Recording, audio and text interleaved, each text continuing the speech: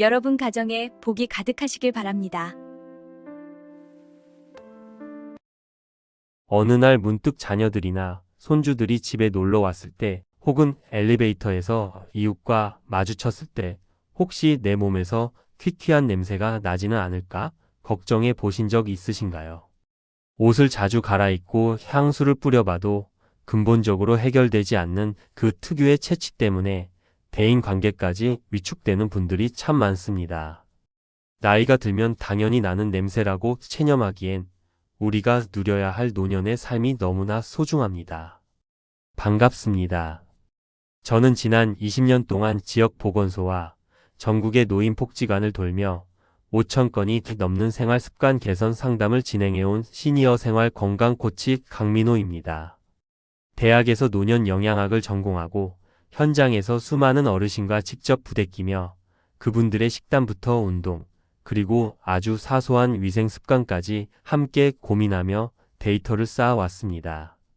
오늘 제가 전해드릴 이야기는 특정 제약회사나 건강보조식품 업체의 후원을 전혀 받지 않은 순수한 현장 연구의 결과물입니다. 오직 여러분의 쾌적한 일상을 위해 수천 명의 사례를 관찰하며 얻어낸 실질적인 행동 변화 지침임을 알려드립니다. 이 이야기가 도움이 되신다면 구독과 좋아요로 함께 해주세요. 여러분의 건강한 노후를 응원합니다. 챕터 1. 몸속 노폐물 산화를 막는 식단의 비밀.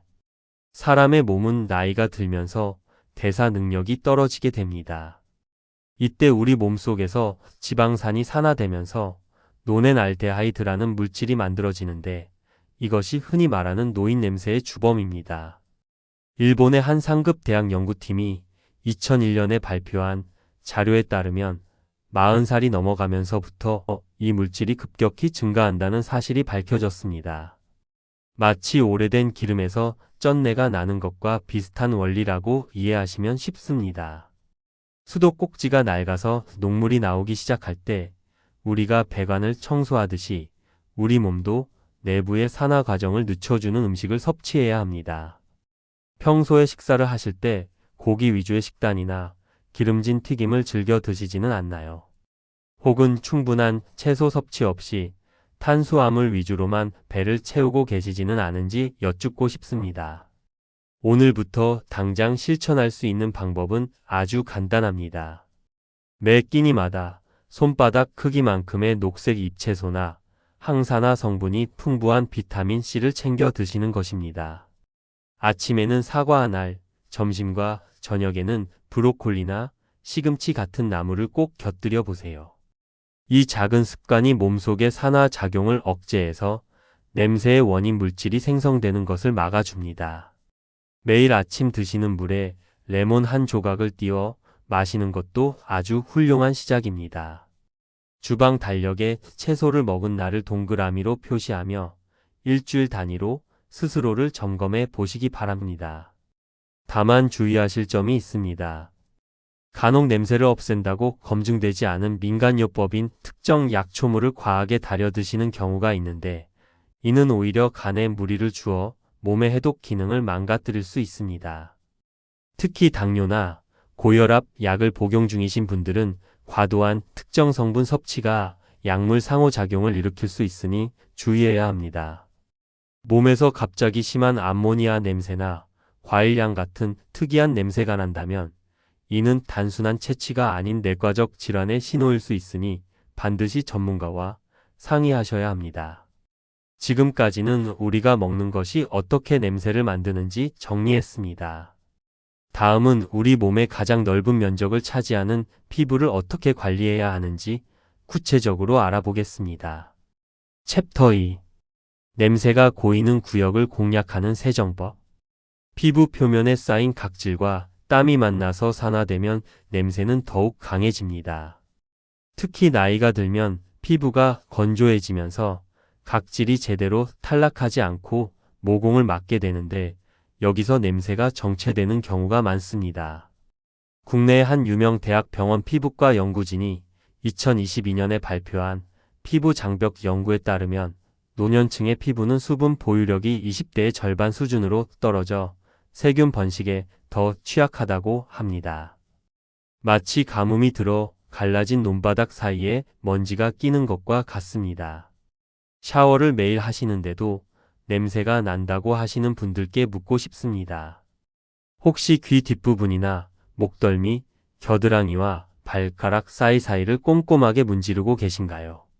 단순히 물만 끼얹는 식의 샤워는 노넨알데하이드를 제거하는데 한계가 있습니다. 실행 팁을 드리자면 샤워를 하실 때 약산성 세정제를 사용해 거품을 충분히 낸 뒤 귀 뒤쪽과 목 뒷부분을 집중적으로 닦아주세요. 이곳은 피지 분비가 왕성하면서도 공기순환이 잘 되지 않아 냄새가 가장 심하게 발생하는 지점입니다. 샤워 후에는 반드시 물기를 완전히 말려야 합니다. 특히 발가락 사이와 사타구니처럼 살이 접히는 부위는 드라이기 찬바람을 이용해 습기를 제거해 주시는 것이 좋습니다. 주 1회 정도는 욕조에 따뜻한 물을 받아 20분 정도 반신욕을 하면 모공 속에 쌓인 노폐물을 배출하는 데 큰 도움이 됩니다.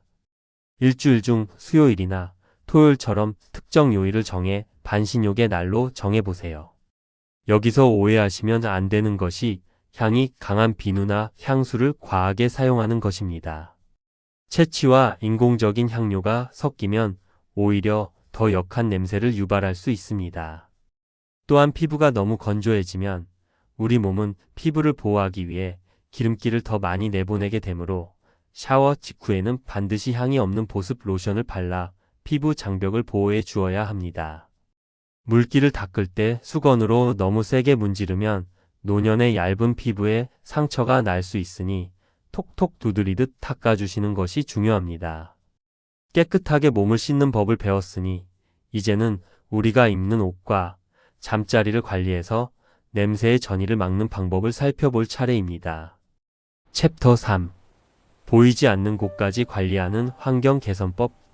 아무리 몸을 깨끗이 씻어도 입고 있는 옷이나 침구류의 냄새가 배어 있다면 소용이 없습니다. 의류의 밴 냄새는 공기 중으로 끊임없이 발산되어 주변 사람들에게 전달됩니다. 미국의 한 환경위생연구소에서 2018년에 실시한 실험에 따르면 사람이 하루 동안 흘리는 땀과 피지의 약 60% 이상이 의류와 침구에 흡수된다고 합니다. 마치 스펀지가 물을 빨아들이듯이 말이죠. 햇빛이 잘 들지 않는 방이나 환기가 안 되는 집안 환경은 이런 냄새를 증폭시키는 온상이 됩니다. 혹시 아침에 일어나서 이불을 바로 개어 정리하시나요? 아니면 외출하고 돌아온 옷을 세탁하지 않고 옷장에 그대로 걸어 두시지는 않나요? 가장 효과적인 실천법은 매일 아침 일어나자마자 창문을 열고 최소 30분 이상 맞바람이 치도록 환기를 하는 것입니다. 밤새 몸에서 빠져나온 냄새 입자를 밖으로 내보내는 과정입니다. 또한 이불은 바로 개지 말고 뒤집어서 1시간 정도 펼쳐두어 습기를 날려보낸 뒤 정리하세요. 속옷과 수건은 반드시 매일 삶거나 항균 기능이 있는 세제를 사용해 세탁하시고 일주일에 한 번은 베갯니들 교체하는 습관을 들이세요. 일요일마다 베갯니들 세탁하는 날로 달력에 표시해 두시면 잊지 않고 관리할 수 있습니다. 주의할 점은 옷에 냄새가 난다고 해서 탈취제만 계속 뿌리는 행위입니다. 탈취제 성분이 섬유 속에 남은 노폐물과 결합하면 시간이 지날수록 더 지독한 냄새로 변질됩니다. 근본적인 해결책은 세탁과 건조입니다. 특히 겨울철에는 외투 관리가 중요한데 매일 세탁할 수 없다면 스팀 다리미를 활용해 고온의 증기로 냄새 입자를 날려보내는 것도 좋은 방법입니다. 사례 이야기, 삶의 변화를 이끌어낸 김호철님의 기록. 제가 6년 전 보건소 상담실에서 만났던 김호철님은 당시 68살의 은퇴 공무원이셨습니다. 호철님은 평소 깔끔한 성격임에도 불구하고 손주들이 할아버지 방에서 이상한 냄새가 난다며 코를 막고 도망가는 모습에 큰 충격을 받으셨다고 합니다. 처음 만났을 때 호철님은 무척 위축된 상태였고 사람들을 만나는 것조차 피하고 계셨습니다. 상담을 통해 살펴본 호철님의 일상은 의외로 단순했습니다. 매일 사우나에 가서 몸을 씻으셨지만 정작 귀 뒤쪽이나 목덜미는 대충 물로만 닦으셨고 물기가 채 마르지 않은 상태에서 옷을 입으시는 습관이 있었습니다. 또한 방 환기를 거의 하지 않으셨죠. 저는 호철님께 3가지 실천 과제를 드렸습니다. 첫째, 샤워 시 전용 타월로 귀 뒤를 꼼꼼히 닦기. 둘째, 기상 직후 거실과 안방 문을 열어 환기하기. 셋째, 매일 아침 따뜻한 레몬물 한 잔 마시기였습니다. 호철님은 이 사소한 것들로 정말 변할 수 있을지 반신반의하셨지만 성실하게 달력에 체크하며 4개월 동안 꾸준히 실천하셨습니다. 3개월이 지났을 무렵 호철님의 표정은 몰라보게 밝아지셨습니다. 스스로 느끼기에도 몸이 가벼워졌고 무엇보다 며느님이 아버님 방에서 은은한 향기가 난다며 좋은 향수를 쓰시는지 물어왔다고 자랑하셨습니다. 호철님은 이제 노인대학에서 활발하게 활동하며 제게 당시의 변화가 삶의 활기를 되찾아 주었다고 고마움을 전해오십니다. 호철님의 사례에서 보듯 변화는 거창한 약이나 수술이 아니라 아주 작은 생활 습관의 교정에서 시작됩니다. 다음은 마지막으로 입안의 냄새, 즉 구강 건강을 통해 전신 냄새를 잡는 법을 알아보겠습니다. 챕터 4. 전신 건강의 입구인 구강 위생 관리.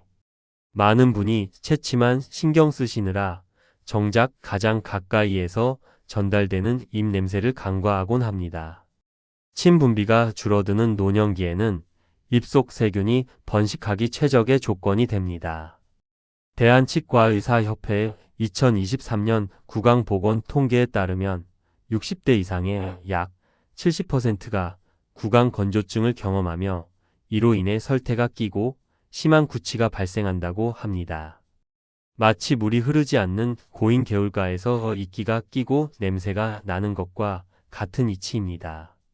양치질을 하루 3번 꼬박꼬박 하시는데도 입안이 텁텁하거나 혀에 하얀 백태가 가득 끼어 있지는 않나요?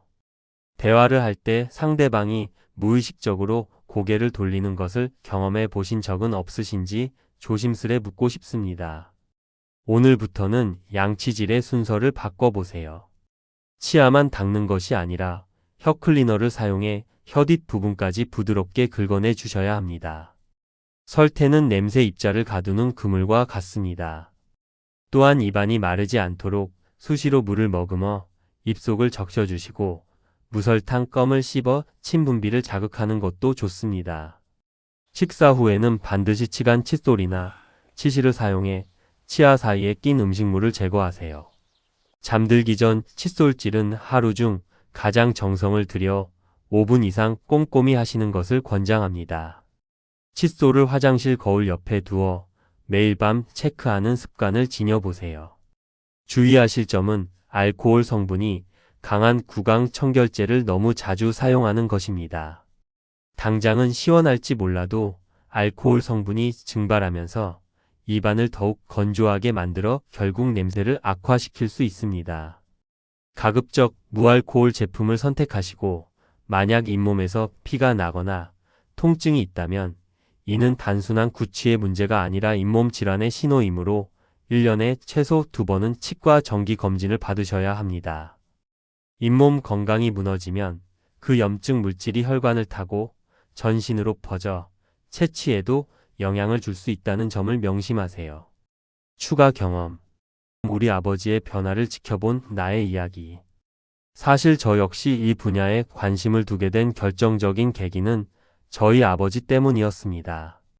젊은 시절 누구보다 깔끔하고 멋쟁이셨던 이 아버지가 70대 중반에 들어서면서부터 특유의 냄새가 나기 시작하셨거든요. 처음에는 저도 말하기가 조심스러워 그냥 향수가 섞인 비누를 사다 드리는 정도였습니다. 하지만 근본적인 문제는 해결되지 않았고 아버지는 점점 집 밖으로 나가는 것을 꺼리셨습니다. 제가 직접 연구를 시작하고 알게 된 사실들을 아버지께 조심스럽게 설명해 드렸습니다. 아버지는 처음엔 노인이 되면 다 그런 거지 하며 허 웃으셨지만 제가 제안한 대로 면 소재의 속옷으로 전부 바꾸시고 매일 아침 사과 반쪽과 함께 가벼운 산책을 시작하셨습니다. 산책 후에는 제가 알려드린 대로 귀 뒤를 신경 써서 씻으셨죠. 한 달, 두 달 시간이 흐르며 아버지의 옷에서 나던 쿰쿰한 냄새가 사라지고 대신 햇볕에 잘 말린 빨래 같은 보송보송한 향이 나기 시작했습니다. 그 변화가 아버지께 준 자신감은 대단했습니다. 다시 동네 기원에도 나가시고 친구분들과 등산도 다니시는 모습을 보며 저는 생활 습관의 힘이 한 사람의 자존감을 얼마나 높여줄 수 있는지 절실히 깨달았습니다. 이 경험은 제가 상담가로서 단순한 정보 전달이 아닌 진심 어린 조언을 하게 된 소중한 자산이 되었습니다. 은은한 향기가 머무는 당신의 일상을 위해 오늘 우리는 냄새 없는 쾌적한 노후를 위한 4가지 핵심 전략을 살펴보았습니다. 첫째, 항산화 식품 섭취를 통해 몸속의 산화작용을 억제하는 것. 둘째, 귀 뒷부분, 목덜미 등을 세심하게 씻고 말리는 것. 셋째, 옷과 침구류의 철저한 세탁과 공간 환기를 통해 주변 환경을 관리하는 것. 그리고 마지막으로 입속 건강을 지켜 전신 냄새의 근원을 차단하는 것입니다. 제가 상담 현장에서 항상 강조하는 철학이 있습니다. 건강은 어떤 특별한 보약 한 첩으로 얻어지는 것이 아니라 매일 반복되는 사소한 습관의 누적이 만든다는 점입니다. 무리하게 한꺼번에 모든 것을 바꾸려 하지 마세요. 지속 가능한 작은 변화가 결국 여러분의 품격을 결정합니다. 오늘 제가 말씀드린 정보들은 수많은 연구와 실무 현장에서 검증된 데이터에 기반한 것입니다. 여러분이 이 습관들을 하나씩 몸에 익히신다면 어느새 주변 사람들에게 기분 좋은 향기를 전하는 멋진 어르신으로 기억될 것입니다. 내일 저녁부터 작은 습관 하나만 바꿔보세요. 그 변화가 여러분의 노후 건강을 완전히 달라지게 할 수 있습니다. 오늘 제가 알려드린 내용 중에서 여러분이 가장 먼저 실천하고 싶은 한 가지는 무엇인가요? 댓글로 나만의 다짐을 남겨주시면 서로가 서로의 응원군이 되어줄 수 있습니다. 일주일 뒤에 그 습관을 지켰는지 다시 돌아와 댓글로 소통해주세요. 여러분의 쾌적하고 향기로운 내일을 진심으로 응원합니다. 여러분 가족의 복이 가득하시길 바랍니다.